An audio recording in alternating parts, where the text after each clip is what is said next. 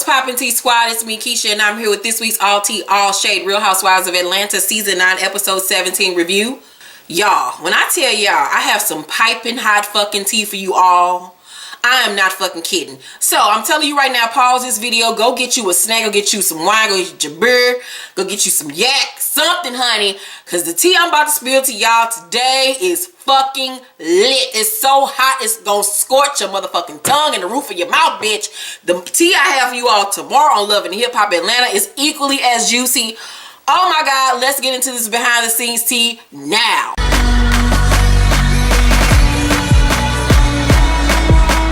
If you don't know, the Real Housewives of Atlanta just filmed their reunion this past week. I have a photo of the set right here. This is the staff and all the assistants and makeup artists and stylists and stuff getting the girls together doing a commercial break. After the reunion was taped, Andy Cohen got on Instagram and said this. We just wrapped. Holy shit.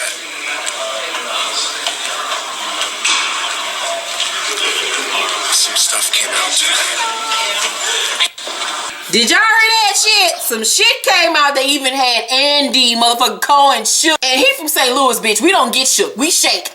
Oh my god. So I was like, what the fuck happened, Andy?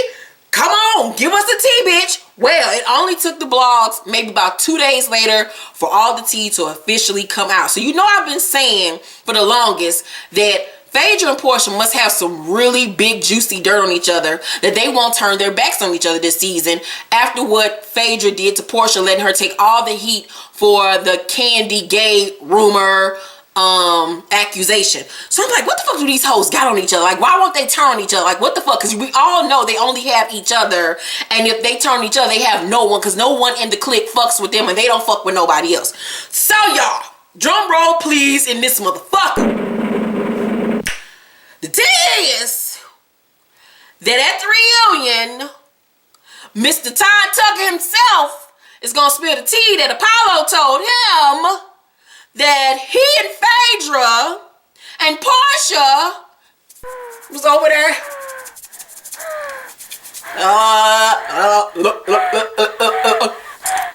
sucking on each other and licking on each other and fucking each other, having fucking threesomes, bitch. I know it. I told you them motherfucking hoes is over there fucking. I told y'all they were fucking. It's the one time I believe Apollo asked, you cannot tell me Phaedra and Porsha ain't fucking. Now it all makes sense why they won't turn on each other, because them hoes been fucking and they was having threesomes with her husband. You know her whole storyline, this old sanctimonious bullshit about the sanctity of marriage and all that shit she was gushing about in this episode, which I'm gonna call her ass out on later. It all makes fucking sense, but the bigger gag is, drum roll again, bitch, is that apparently, allegedly, Apollo told Ty that before he went to jail, him and Porsha got down one-on-one, bitch. And when this tea was spilled, Miss Phaedra got up, ran off the motherfucking stage, crying and shit in the back. Bitch, if this ain't some more post shit for your ass, bitch, I can't wait for this motherfucking reunion. That's what you get, bitch. That's what you get, because the motherfucking grave y'all built for Kandi turned right around on y'all ass. Remember what the Bible said, God will make your enemy your motherfucking footstools. Them hoes tried to bury Kandi this season with all these accusations of threesomes and being a lesbian, when them two bitches was the motherfucking culprits the whole goddamn time. I tell you, bitch, I be telling y'all about these hoes. These hoes is something motherfucking else. So after this came out, Porsha then posted on her Instagram. It was a post and delete. She posted this. The caption read, yes, I admit me and Apollo had a moment, but she wrote has a moment, but that's nobody's business. Watch the reunion to get the true tea. Hashtag true TP. Hashtag who said that? What the fuck you mean y'all had a moment, but that's y'all business? That's her husband. She loved to talk about that was my husband and shit being inappropriate. She tried to put all this shit on Kenya like Kenya was so motherfucking wrong, but you was over here sharing your husband with one of your castmates, bitch. Bye for Phaedra. Bye for bitch. Bye for Negro. Bye for fake. Bye for faketress. Everybody got time for you hoes. Y'all sip on that tea, bitch, and get ready for this motherfucking reunion, because these hoes ain't loyal. The last bit of tea I have is on Mr. Matt. He got a new bitch. And when I said, y'all, this hoe look like she sell dishes for a living. Like she sell monostat on the side of the road. Like, Kenya, if you ever fuck with this nigga again in your life, bitch, I don't give a fuck if it's for a storyline or not. Girl, I would slap you with my dick myself. Check this bitch out and this nigga. Every time.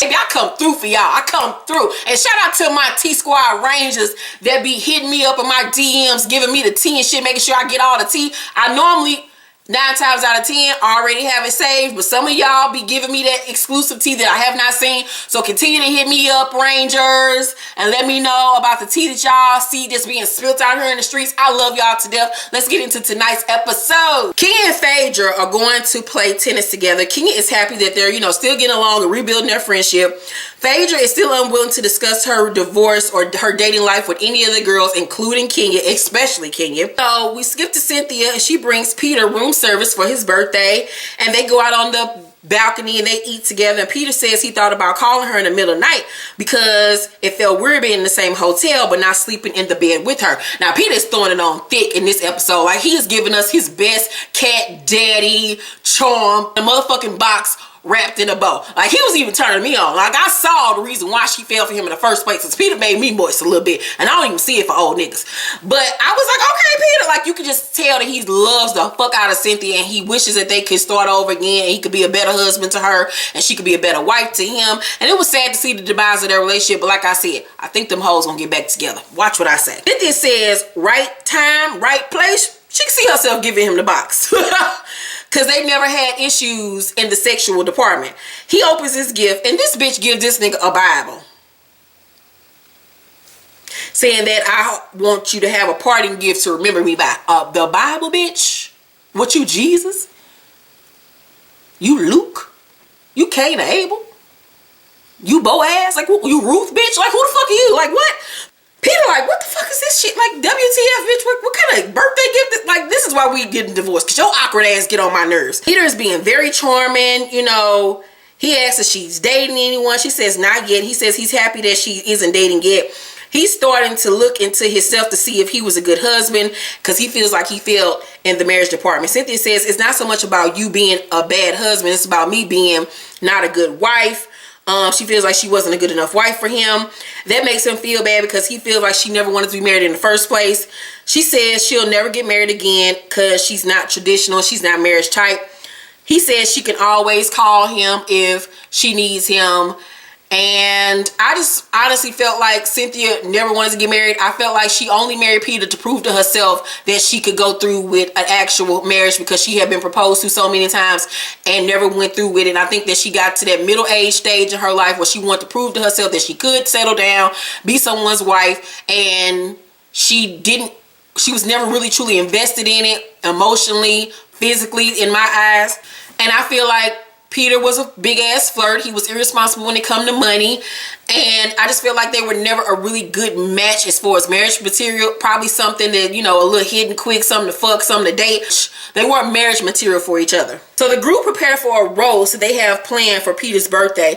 Phaedra and Porsha arrived in some nasty old dresses. I love the dress that Phaedra had on. It was very sexy. It's very awkward when they all show up. Everybody's quiet because don't nobody like them hoes. Bob shows up and says that Shereé probably won't want to sit next to him because of the situation that they had.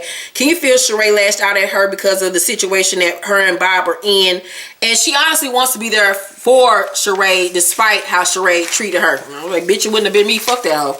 So Shereé shows up last, and she's all somber and bringing down the mood. And so everybody heads to the couch to watch the Hawaiian performers dance. They start the roast, and it's really cute and funny. Porsha gets up there and says, so you hit tonight? You gonna hit tonight? Referring to Cynthia. And Peter says, if you don't get there first, nigga, I damn near fell out my bed. I was like, read, Peter, read that hoe. So broke tie, her man, sitting up there, like, oh, bitch. I'm like, get this little 10-year-old out of here. Like, who brought this baby on the trip? So Cynthia gets up, And girl, y'all, it was the most awkwardest shit I've ever seen. She couldn't come up with a joke. She was stuttering all over the place, pausing, very uncomfortable and awkward. I'm like, if she ain't the definition of the awkward black girl, oh my God, like, Cynthia, stop it with the foolishness. So Kia wants to throw a divorce party for Phaedra and Cynthia. And after that, we see the crew. They're going sailing. It's their last day in Hawaii. Bob and Shereé sit down to talk, and he apologized to her. He asked what he did to make her walk away at the jewelry store. She's like, nigga, you don't know why? He was like, I mean, you said you feel like I don't take anything serious. Is that how you feel? And she was like, yeah, that's exactly how I feel. She says they have always had surface level conversations, and they never talked about what happened in their marriage. She says he don't see that when he left for 6 months and didn't call was wrong. I'm like, damn, nigga, you left your wife and kids for 6 months with no kind of conversation and then decided to come back one day like it was all good. Bitch, wouldn't have been me. Couldn't have been me. Nigga, he would have been dead. She brings up him saying he wanted to kill her in the car in front of everybody and how he was mentally abusive to her. He says he'll take the blame and that he's not the same man that he used to be. He says, what do you want from me? She was like, you a grown ass man. If you don't know what you need to do to prove to me that you can change and shit, nigga, that's all up on you. I got time to be coaching you on how to treat a woman. He says, so what the fuck you want? Me to cut myself and bleed all over the place? Shereé says, I want you to have remorse for what the fuck you did, nigga. Shit, that was when Hulk Shereé came out. Shereé forgot she was a nigga for real. So he says, there's no other woman that affects me like you do. She was like, it wasn't just me though. It was your kids, Bob. I had those small kids. You just left. And she says that's why she's building the chateau, because the man she was supposed to trust left her, and now she needs to prove to herself that she can survive on her own without having a man to take care of her. She says she needed to be released of all the anger and pain that she had dealing with their divorce and how he treated her, but that it's over between them. I felt like she used Bob for a storyline, and on this trip, shit got real. A lot of old bullshit between them resurfaced, and that's when we saw the real Bob and Shereé. All that other shit was just TV time. She never wanted to be with Bob for real. Never in a million years. Shereé got a whole nigga that she with that's in jail, supposedly some old drug dealing ass nigga. So bye Shereé. Bob agrees that they should just, you know, keep it cool, keep it cute, and that they should just be cool for the rest of the trip. Kenny tells the girls she has a surprise for them. Shereé asks Cynthia and Peter, you know, how things going with y'all? Because everybody's seeing they, you know, all cozied up with each other. Cynthia fanning herself with that box is hot, baby. The box is hot. The box is hot. Ha, ha. So Peter nuzzles her neck, and they was like, kiss, kiss, kiss. And so she kisses him. It's a little cute little peck, nothing serious. He just sitting there like a kid in a candy store, like, I want to fuck so bad tonight. This bitch can't give me no good birthday sex for my birthday shit. One last go around shit. Let me put this dick all the way up in her back. So Cynthia fan get caught in her because she all nervous and shit. And so it's the divorce party. Kandi shows up first, and she is shocked because she did not know it was going to be a divorce party. Cynthia shows up in a cute little old black dress. It looks so cute on her.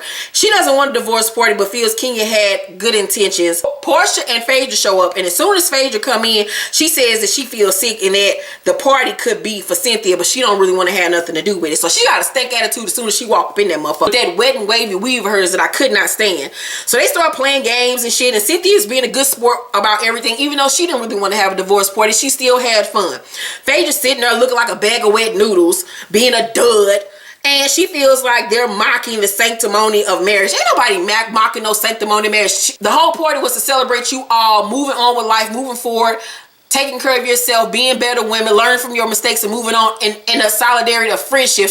Kenya didn't have no ill will when it came to that party. These hoes be trying to use this girl once again for a fucking storyline to have something to talk about. That's why her ass needs to go, meaning Phaedra. Phaedra Lee says she's going to get a ginger ale because she don't feel good.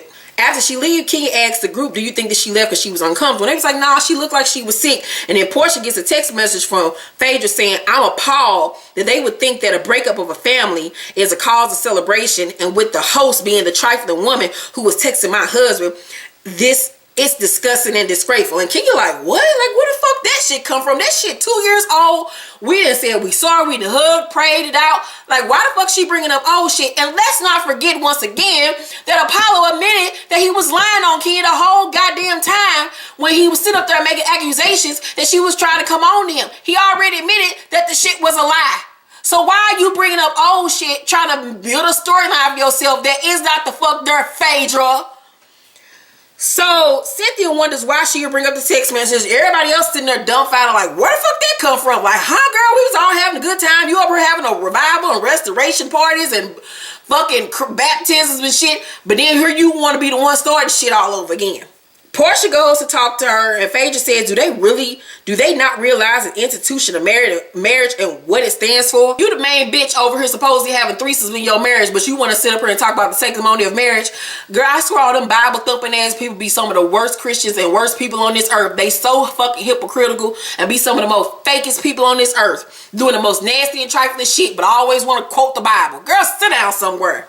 So Kenya decides to go talk to her. Phaedra says she will not tell them about her divorce and that maybe Kenya is happy she's divorcing because maybe she could finally have a chance with Apollo. Bitch, don't nobody want Apollo but you and that bitch in jail. Girl, sit down somewhere. Kenya shows up to her door and Phaedra says that the party was tacky. Kenya says it's a difficult time for the both of you, her and Cynthia, but you both chose to be divorced. Kenya also says you've said so many times you're in the best place you've ever been. Phaedra says it's more than just that because in my marriage you had a very big part. Now she had a big part in your marriage demise. Phaedra, stop it. The demise of your relationship came when this nigga got indicted for robbing these goddamn old folks of they fucking pension money and retirement money, bitch, that your ass was in on. Shut up. He says, I know about the text you sent and it was disgusting because you called me trifling and I didn't deserve that, and she didn't.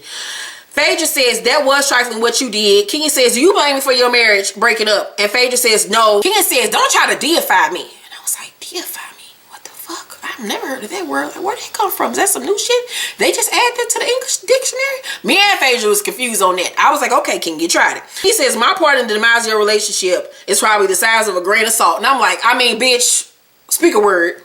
Key says, you're not being real. And Phaedra says, you were sending text messages to my husband. You can't deny that. And Key says, I can't deny it. You sit up on your high horse and say, let's do this restoration thing. We're going to forgive everyone. And yet you turn around and do the same thing. Slow clapping the praise, bitch. Slow clap. I'm so tired of Phaedra and Porsha. I just want them hoes to go. Kenya offers to pray with her and Phaedra says no. And I'm like, girl, fuck that hoe. So Kenya returns to the party and Porsha says, it's fresh. It literally just happened a week ago. So everybody like, she divorced? She never told us that. So Porsha dumbass has spilled the beans about her being fucking divorced. Now, you can take that for her being dumb and not knowing no better and slipping at the tongue. But I feel like Porsha told her teeth on purpose. I don't put shit past her. So everybody is shocked that Apollo and Phaedra are divorced because Kandi says Apollo hasn't mentioned anything to, Todd. So basically the episode goes off and it was just more the same bullshit. I'm just tired of these hoes. I still get tonight's episode of A+ because it was lit. Tomorrow I have even more juicy tea for you all on Love and Hip Hop Atlanta on this Kirk and Rashida situation, honey. Ooh, I got some tea for y'all, baby. It's hard for me to hold in, but I'm gonna hold it in for tomorrow. Be on the lookout this week for my huge haul video. I will be doing modeling the shoes and things that I just bought. All the clothes, jewelry, purses, and all that good shit. I have a ton of shit to show you all. I cannot wait to show you. And a new episode of Since You Asked will be up sometime this week. We'll be back. If you have a question, please email us right now at sinceyoulasked1@gmail.com. Send us in your questions because we will be filming Tuesday. So send them in now. Please let me know down below in the comment section what was your favorite part of tonight's episode. What did you think about Phaedra and this whole bullshit about her being mad over the divorce party? What did you think of Bob and Shereé and that whole fiasco? What do you give tonight's episode? A, B, D, C, F? What do you rank it? Please make sure to thumbs up this video. Hit that notification button. If you have not subscribed to my channel, please do it now. I love you guys and I will see you tomorrow for my all tea all shade Love and Hip Hop Atlanta review.